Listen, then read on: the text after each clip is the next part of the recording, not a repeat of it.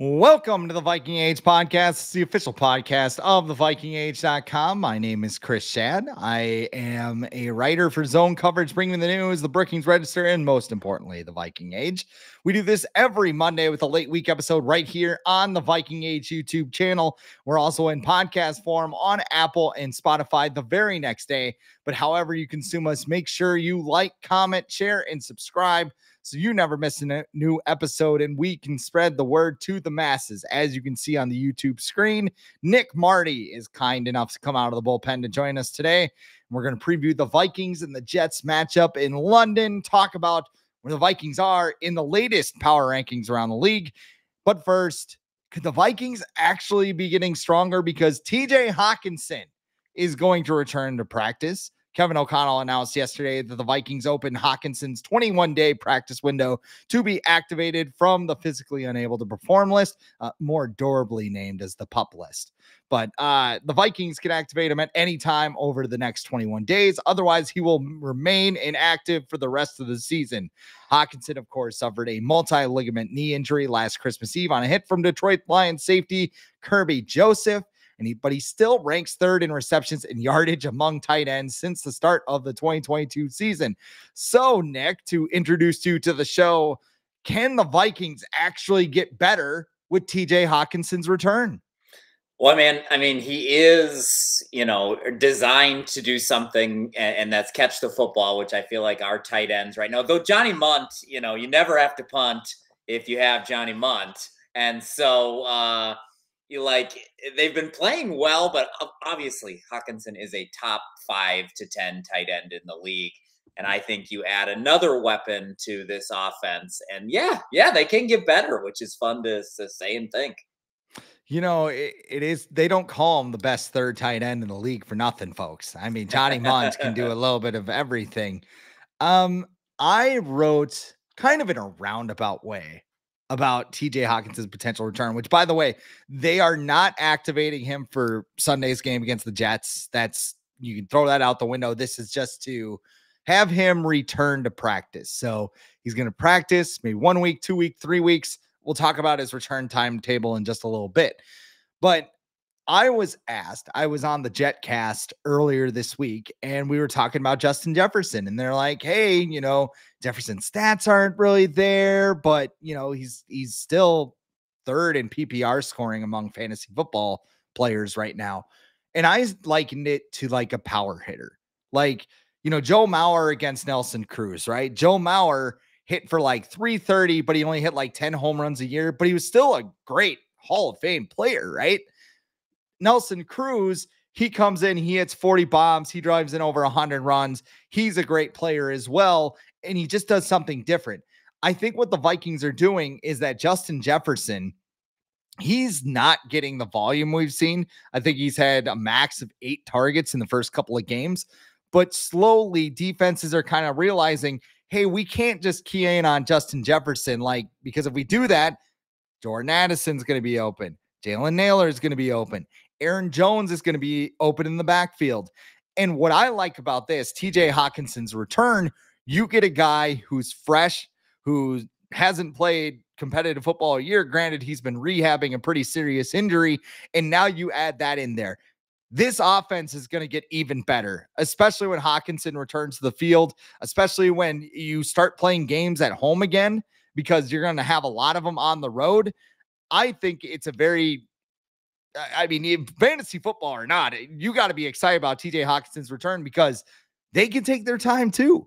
As a 4-0 team, they can sit him this week. They could sit him through the bye, and then they can turn him loose either in that October 20th game against the Detroit Lions or that 24th game against the Rams. Yeah, you're right on. To me, Jefferson's volume numbers are a sign of health with the offense and with the team, right? To me, the fact that this offense has been moving the ball, it's been efficient, it's been scoring touchdowns, and his volume catches is down, tells me that this team is healthy and the offense is really spreading the ball around and doing kind of whatever it wants to kind of move and score points. And the other point you made was when you're 4-0, when you're winning, you get some luxuries that go along with that. And I think this TJ Hawkinson situation becomes a luxury now. One, you're able to score and win without him, so you don't have to bring him back until he is 100% healthy, ready to be integrated back into this system, back into this team. So if that is, the Detroit game, great. But I feel like now we have this ability to score and we're winning that if it's not Detroit, you don't have to rush him back. If he goes out there and it's like, like I'm close, but I'm a little sore still, push it back. Same thing with the Rams game. If you're still winning, like none of these games coming up truly scare me. They're winnable. Now with the Vikings, they're always losable as well. But I think having this 4-0 start has given them the luxury that they don't have to rush TJ back.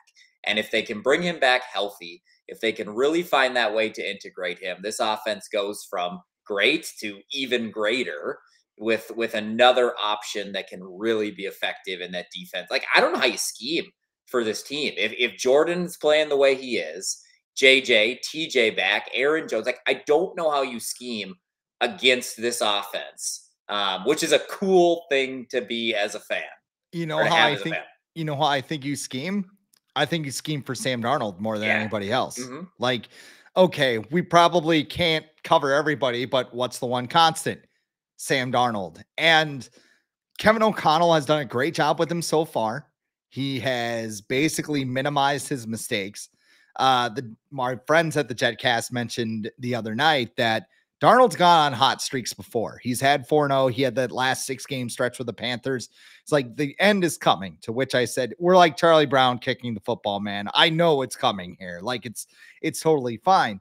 But, how surprised? I mean, this is kind of throwing a curveball at you, but how surprised are you at Sam Darnold's start? And do you think it can keep continuing? Maybe not at the elite level he's playing at right now, because people are talking about him as MVP, and it's like, whoa, slow down here. But I mean, quarter pole of the season, you gotta think Sam Darnold is close to being, one of the best quarterbacks in the league.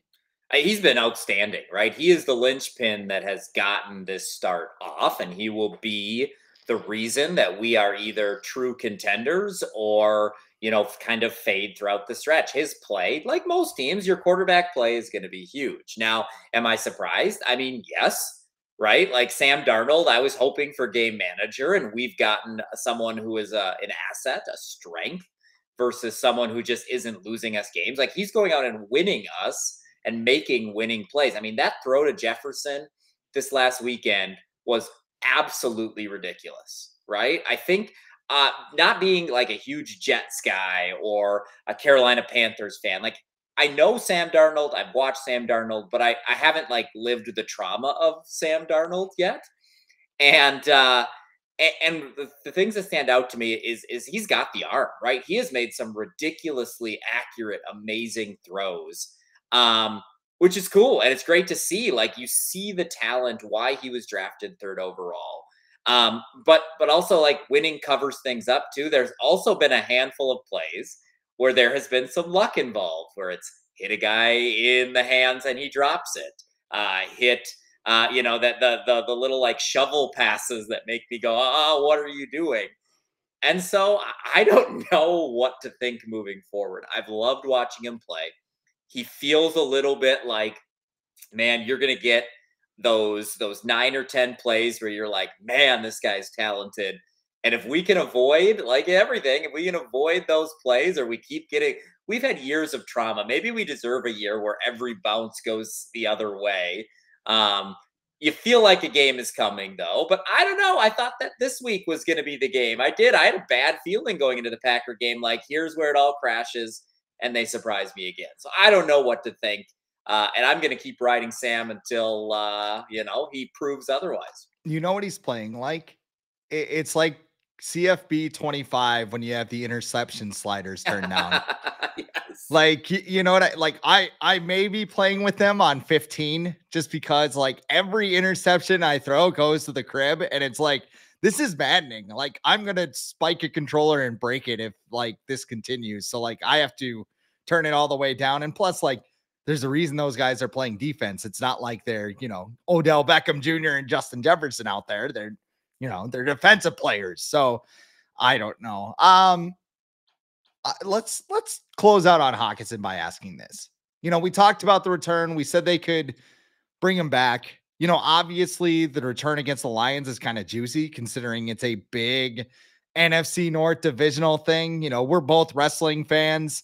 TJ Hawkinson jumping Kirby Joseph in the tunnel before the game or something like that. Just like revenge game, right? Do you think the Vikings should bring him back for that Lions game? Or do you wait 4 days later, bring him back against the Rams? Or do you even wait for that Colts game? Like, where do you think is the optimal place that TJ Hawkinson can return? For me, if he's healthy, the sooner the better, right? Like, to me, I want him integrated, which might take a few weeks, right? Like, I want him as many reps this year. I want to get him as a part of this team. But I don't know. It comes down to, what do they really feel? What's the knee really feeling?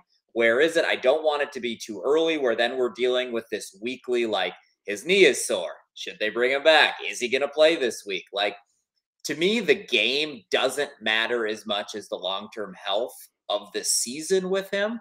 And so whenever you as a team are confident, or he is confident in the knee, put him out there, right? To me, I'm not looking at like the Lions because it's the Lions, or the short. Like, if he's healthy for Detroit, put him out there, right? If he's not, move it back. And so to me, one rivalry game, though it is a big one against Detroit, isn't as much as that long-term health and making sure that when he comes back, it's not a 2-week blip and then he's back kind of sidelined or battling this thing all season.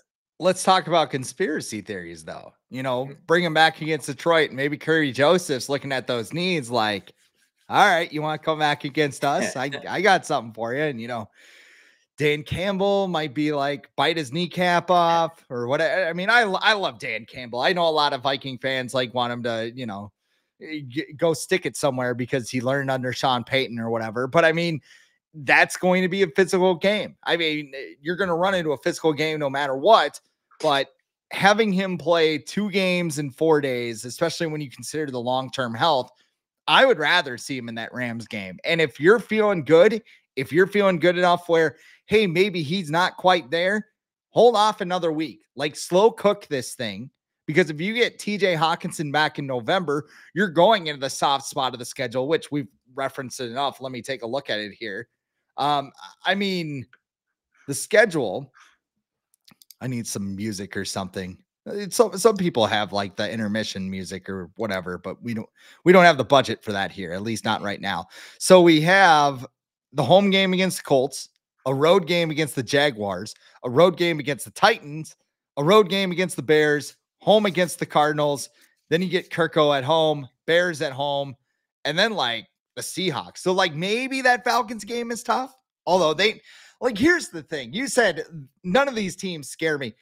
They asked me last night, they're like, does anybody scare you on the Jets? I'm like, we're 4-0. Nobody scares me. Like, I know that's a homer answer, but it's like, I don't know. Like I was fearing Kenny Clark last week and he didn't even make a dent in last week's game. So, I mean, if it's based off of fear, like we need TJ Hawkinson to beat any of these teams, I don't think so.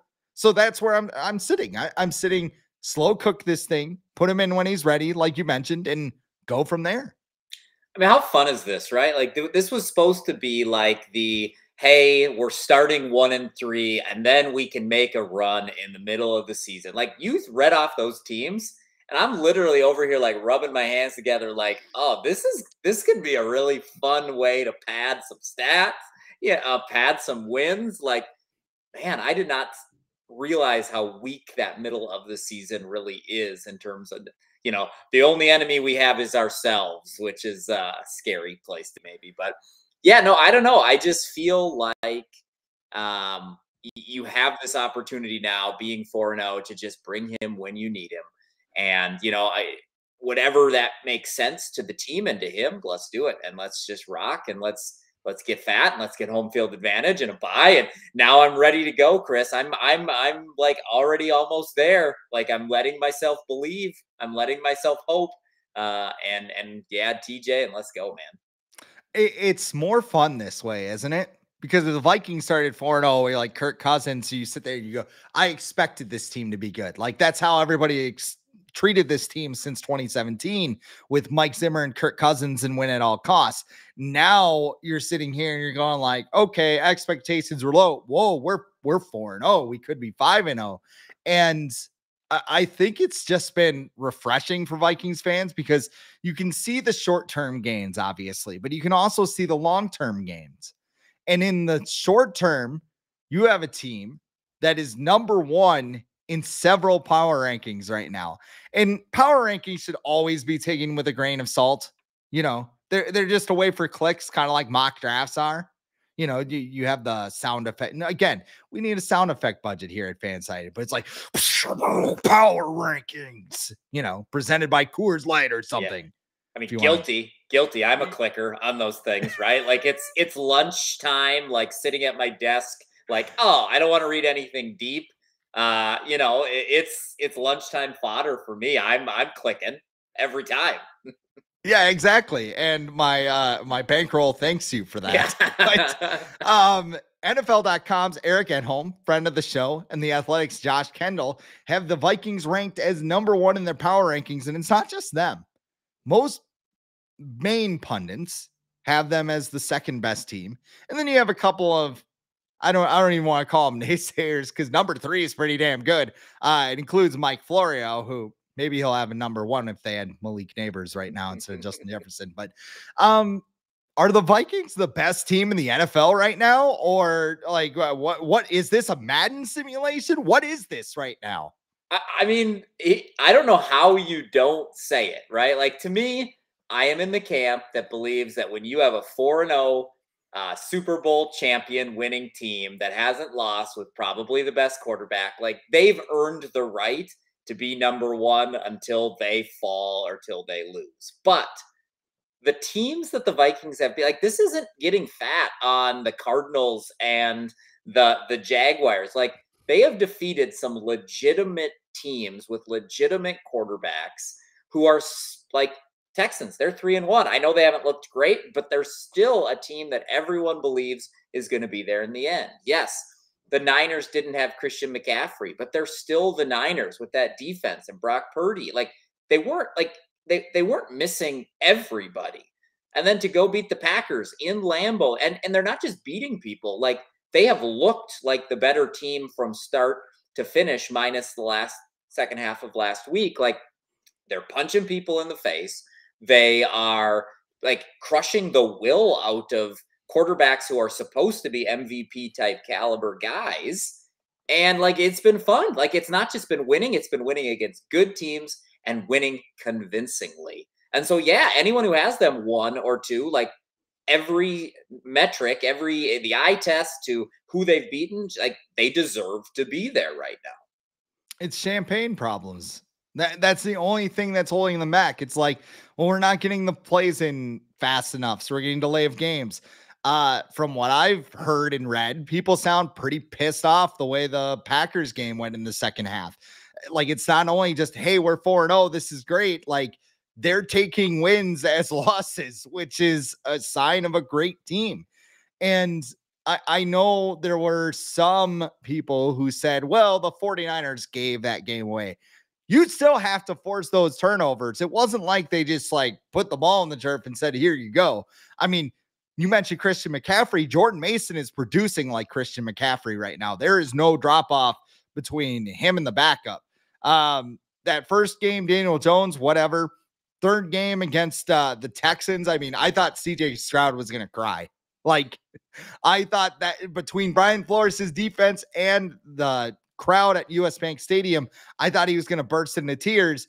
And then, like, I thought they were going to pull Jordan Love at halftime of that last game because it was that lopsided. Like, I know the Chiefs are there. I know Patrick Mahomes is lurking on the AFC side. But, I mean, as far as the NFC side goes, again, I might regret these comments in a month or so. I don't really fear anybody right now.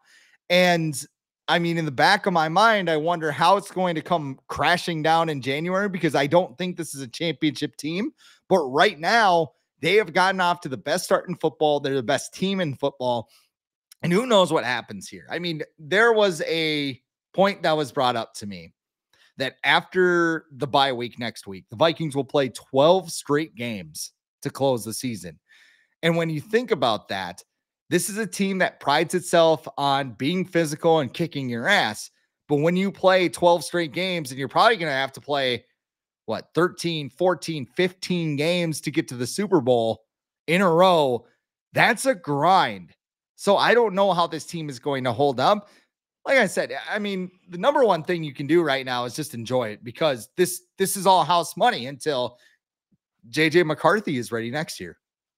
Yeah, and they're just weird years sometimes, right? Where there's these little anomalies that pop up in years where a team like San Francisco seems to have kind of been bitten by some bad luck this year, where there aren't these teams that are, you look around and you're like, hey, they're typically good and they might be good again next year, but like this might be the year to get yours in. And what are you talking about? All these games when they have a bye, that'll be a perfect time when they have that first round bye, Chris, to get everyone healthy. And with most of these games, we'll probably start resting people in the second half, right? We're up so big in most of. No, I'm joking, but like I don't know. I'm enjoying this now. Do we have the right to change our mind? Yeah, we react to what we see, and in the NFL more than any other sport, like ebbs and flows, season to season, even mini seasons inside of a larger one. But there's nothing they've shown me that they're not going to continue to play this way. They feel like they have smart coaches who understand how to prepare them. I actually thought the second half of the Packer game was almost a blessing to get them not like sometimes you can feel really good about yourself. And I like that they faced a little adversity. I like that they had to hold it off and prove that they have to continue to push and continue to be, the aggressors. And so I don't know. I'm enjoying this now. Will it come crashing down in January? Probably, because only one team wins it, right? And so it's going to come crashing down for 31. So the math behind it says that eventually something is going to go wrong. But I would rather be where we are than 31 other teams right now, and so I'm going to take it and I'm going to enjoy it as we kind of continue to play through this season. Well, you can enjoy Vikings football even more by playing on Underdog Fantasy. Over 1 million fans across 33 states got into the game last year by making picks on Underdog, and you can win up to 1,000 times your money by just choosing higher or lower on your favorite player stats like touchdowns, passing yards, and more. I've used Underdog for a couple of years, and I've gotten a couple entries for Thursday night football. I got some for Sunday's game. Maybe you like Justin Jefferson to torch Sauce Gardner. Maybe you're a big Aaron Jones fan and think he'll exceed his rushing yards. You can cash in on everything. Just head over to Underdog's simple to use mobile app or underdogfantasy.com. Sign up with the promo code The Age, and Underdog will give you a free pick to use on your first cash pick'em entry, plus up to $1,000 in bonus cash when you deposit. That is Underdog Fantasy promo code The Age, which is all one word, to claim your new customer special of a free pick and your deposit offer. You must be 18 plus, 19 plus in Alabama and New England, 19 plus in Colorado for some games, 21 plus in Massachusetts and Arizona, and present in a state where Underdog operates. Terms apply. Void in Colorado. Concerned with your play? Call 1-800-GAMBLER or visit ncpgambling.org. Arizona, call 1-800-NEXT-STEP, 1-800-639-8783, or text NEXT STEP to 53342. Call in New York, call the 24/7 Hope line at 1-8778-HOPE-NY or text HOPE-NY to 467-369. All right.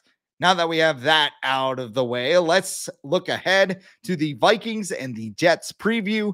Details: the game will be played at 8:30 a.m. in Tottenham Hotspur Stadium in London.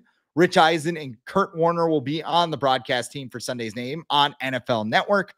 The Vikings are 2.5-point favorites. Nick, what are you looking forward to in Sunday's game? I mean, I won't lie. Like the England trip, when everything is vibing so good like it is now, like the fact that it's out of norm, out of schedule, like makes me a tad nervous. Now, traditionally, the Vikings have played really well when they've gone overseas. They've had some success in the past.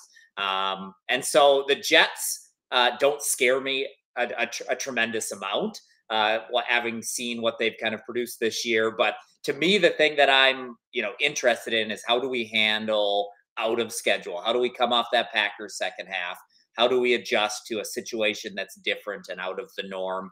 But it's always fun when you're getting up early. Like there's something fun about getting up, having breakfast with the game. And, we have in our neighborhood, or my neighbor, is cooking the big breakfast omelet thing this weekend. And like, it'll be a fun experience to be the only game on that everyone's talking about. And hopefully we'll get a win and enjoy more football the rest of the day then. Even better, you can just sit around and watch Red Zone the rest of the Yeah. day. You don't have to worry about the Vikings because everything is right in front of you on Sunday morning. I don't know if the Vikings are going to be looking ahead in this game. I mean, we kind of are. We're like, just get to the bye week, get rested up and everything else.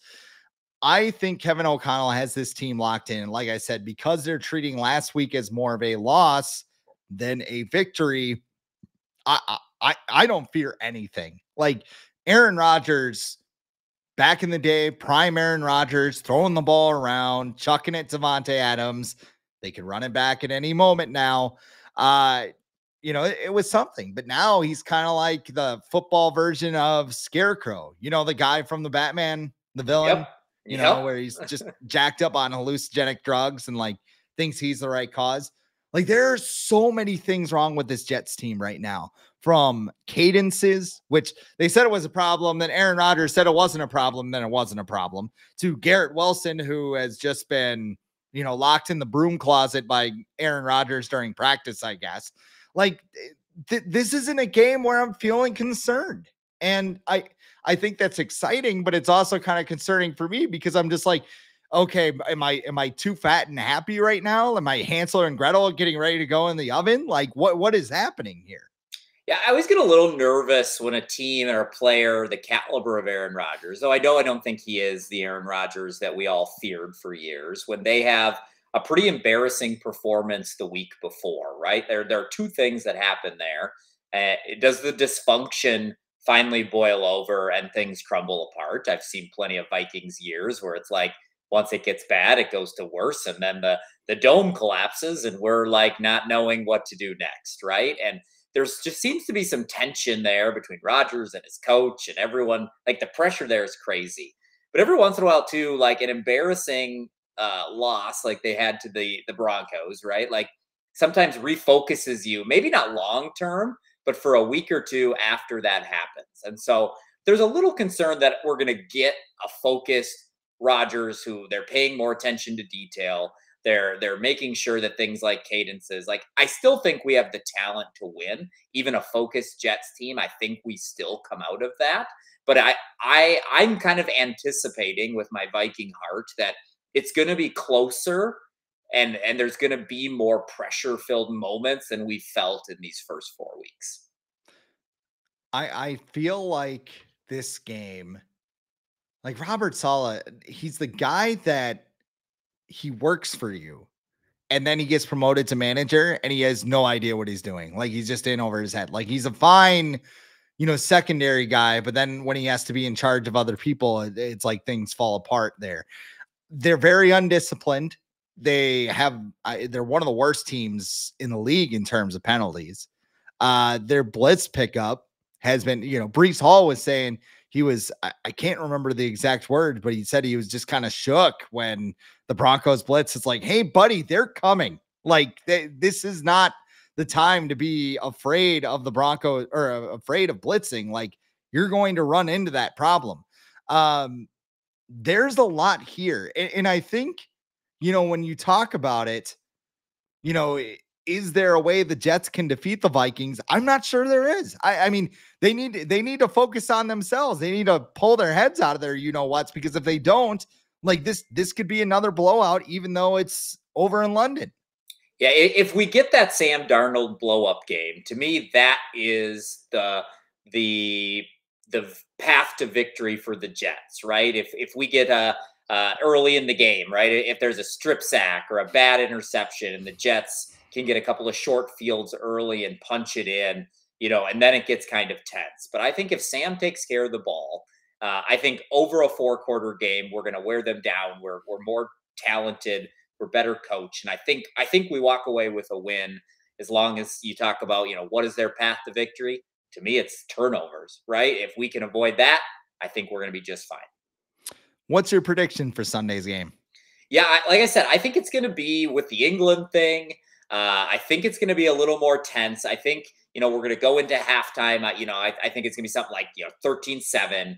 And then I think the Vikings in the second half kind of pull away. So I'm going to go something like, 24-13, kind of in that range, though it feels more comfortable than that, I think, as the game goes on. 24-13. I swear that's been the score I've been using. Like 23-20 is like the score I've been using for the Vikings all along.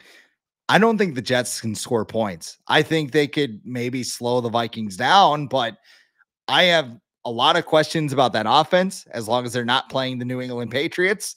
I don't know what Aaron Rodgers is doing with his Navajo code signals for play calls. Like Garrett Wilson can't seem to understand. And I think that the Vikings have more weapons than the Jets can cover. I know Sauce Gardner is good, but Jordan Addison, Jalen Naylor, Aaron Jones, all of those weapons we talked about in the offensive line is a bit of a concern too. Maybe Quinton Williams, I believe. That could be an issue for the Vikings as well. But I think this is a game the Vikings win by multiple scores, and I'm going to go a little bit higher. I'm going to go 27-13 Vikings. Yeah, that feels right. I mean, I could see any of that scenario. I do. I just think the Vikings eventually wear them down. As long as I think you got to start fast. You start fast. You don't give the Jets any hope. You let that doubt, that dysfunction start to fester a little bit, and then you feast. All right. Now that we have the Vikings talk out of the way. Yeah. People who know Nick's presence on the show know we have to talk about wrestling at the very end. You got Bad Blood on Saturday, 5:00 on Saturday. Not even, normal time. What do you think about Saturday? Bad Blood, CM Punk, Drew McIntyre, Hell in a Cell. Well, a couple of things. One, I'm a little bit upset at USC and the Minnesota Gophers. I'm a season ticket holder for the Gophers, and they decided to go throw a night game out there on the night of Bad Blood. Shouldn't they check my calendar before they plan these things? And so with USC coming to town, I might be watching on my phone in the stadium, right? We'll see how bad that gets. But yeah, I'm excited. They've done a really good job with these smaller, I'm still going to call it a pay-per-view, right? What's the new term? The PLE, Premium Live Event. I heard today that sounds like the rumor, though, is that they're not closing with the Hell in the Cell, which I think unless you got The Rock coming back, I think that's a major misstep. To me, Punk, McIntyre, Hell in a Cell, that should be the main event. This tag match, which I'm excited about, still feels like a stepping stone to something bigger, where the Hell in the Cell match seems like the final chapter of a really good storyline. But that's nitpicky. I'm excited for a lot of these matches. You've got a lot of Bad Blood feud type things that feel like they're going to come to an end, that have been building for a while. And to get this on kind of an offshoot PLE, I'll take it all day. It is amazing how they've made the smaller, the B-level PLEs. You have your big ones like WrestleMania, Royal Rumble, SummerSlam. Maybe even you could War Games, and those are probably the big four right now. But even the smaller ones, they've been building towards excitement. Maybe what was the last one? Bash in Berlin. I mean, that had a couple of exciting things, but not big. But this one, Bad Blood in Atlanta, they've been advertising it for months. And you have a lot of those long-term storylines that are paying off at this show. And some of them should end. I mean, this will be the last match between Punk and McIntyre. I hope that this is violent. Because I was reading something about Punk talking about the Hell in a Cell match before we went on the air, and he had mentioned that in the past they had booked a match for the cell. Now this feud has a cell for the match. the match between McIntyre and Punk, they're going to put him inside a cell because there's no other way that they can end this feud. And that's the way Hell in a Cell should be used. The tag team match is a little bit weird. And, you're kind of hearing whispers about something big being planned. Pat McAfee had Cody Rhodes on his show and he said, I heard the big guy is coming back. And Cody's like, I can't talk about that. So, like, unless they're talking about Jimmy Uso, which, hey, whatever. I guess we're kind of waiting on him. But Cody said it was something to do with Crown Jewel. I don't know. We could see the final boss come back. Yeah. So that makes it a little more exciting. Yeah, well, they've done two things really well to me. One, I still think the smartest decision that this company has done is put these minor PLEs internationally. Like, that has made the crowds have made them, for a guy who like feeds, even through a TV, feeds off of a really good crowd.